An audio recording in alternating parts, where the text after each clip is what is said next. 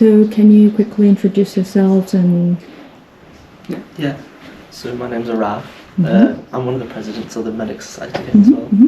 And I'm Arush, I'm his brother, and I'm also president of the MedSoc. Okay, twins? Yeah, twins, yeah. Doing the... Identical twins. Yeah. So can you tell me more about like Medic Society that you're participating in? Yeah, so like right now we're in the summer term. And so a big thing about this whole medical pathway is the UCAT. I don't know if you've heard of it. It's the UCAT, so it's the University Clinical Aptitude Test. And so it's a test that all individuals who want to do medicine, they have to take in the UK. And so pretty much all universities use that test, and it's a really big part of your application. Because especially these like large universities like Oxford and Imperial, they really look at the UCAT in order to shortlist who goes for interview. And so I'd say it's the biggest thing in terms of things. So recently we've been going through that.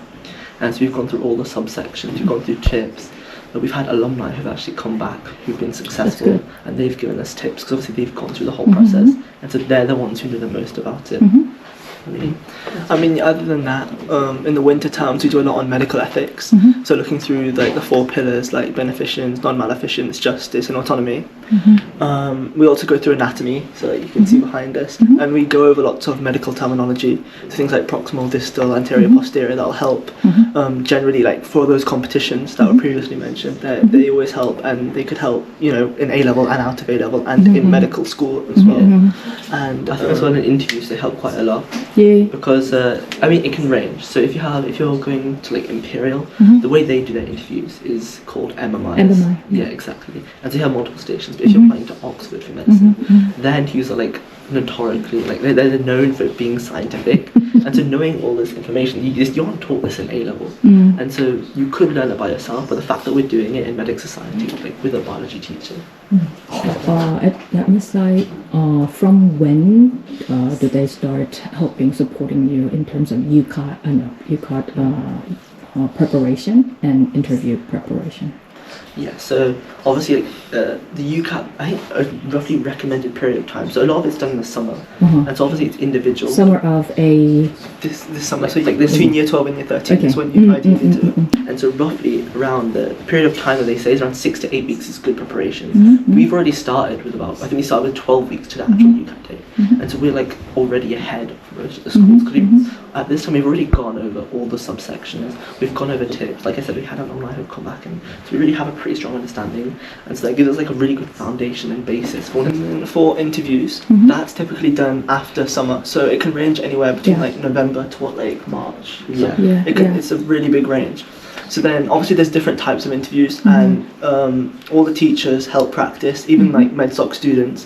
What I did personally was like in year 12, I would sit with the year 13s and do the interviews with them, and we'd observe them. So even if you're not doing medical interviews, you see, okay, how do they structure their answers, what are they including in their answers, and then also because you're the one judging them, you can see like the mark scheme for the question, what's meant to be mentioned. So when you do it next year, you know, you have a good idea of what you need to do. Yeah, I think as well, like you're practicing like different types, like MMI, and then obviously the Oxford or Cambridge, they have a different style of interviews. Theirs is more like based on human physiology and problem solving, so you'll practice that, and you get to go through each of the different types of interviews. And then when it gets really close to interviews, they do like a full MMI station. So this room will be one section, and you rotate to different rooms, and it gives you they really drill in loads and loads of practice. So it's really useful. Yeah, I think as well, like it's a pretty like, well, compared to the school I went to, like the secondary school, it's a lot more smaller generally in terms of like the population of the school. And I think that's like one of its best advantages, right? Because you have like a handful of students who are applying the year above, but it makes sure like communication between the 2 years is so like accessible, sort of. It's like I can feel confident to ask any of the year 2s who've already applied for advice when I have to go, or even after the year. I felt pretty confident. And the same thing is sort of like when the next year ones come in next year. Like I feel like the difference between the 2 years in terms of like hierarchy isn't that much compared to other schools. So like in my last school, I wouldn't dare to talk about like to someone in the year above. Here, you're directly from other like from which school, can I ask? Loughborough Grammar School. Okay. Yeah, it's England, UK based. Okay, UK based. Yeah. Yeah, but I think like the difference between the 2 years here is a lot more it's a lot more easier to talk to people in the year above, and so you can get that advice, and that's like their personal tips, their personal things, especially with interviews now. In terms of work experiences, what kind of support do you get from the school? Yeah, so like work experiences. So obviously like we're in Warwick, and so they help a lot in helping you get work experience in like the university of like University Hospital in Warwick. And so they give you all like they give you the tips, they give you a foundation on how you could like message a person and ask them like how should you ask for work experience. And then once you have that work experience, obviously if you're there but you don't know what to do, then there's not much point being there. So they give you like a really strong idea of, so in an interview you need to do this, and so this is what you need from your work experience. And so they help you a lot like to get it, but also like when you're there, what do you do? And I think the school also provides lots of virtual work experience opportunities. Like they're constantly messaging us, oh, you should take up on this opportunity, you should look at this, which is really good. Because, I mean, universities understand that it's so hard to get in-person working experience. And while that's ideal, they don't value virtual work experience any less than they do in-person work experience.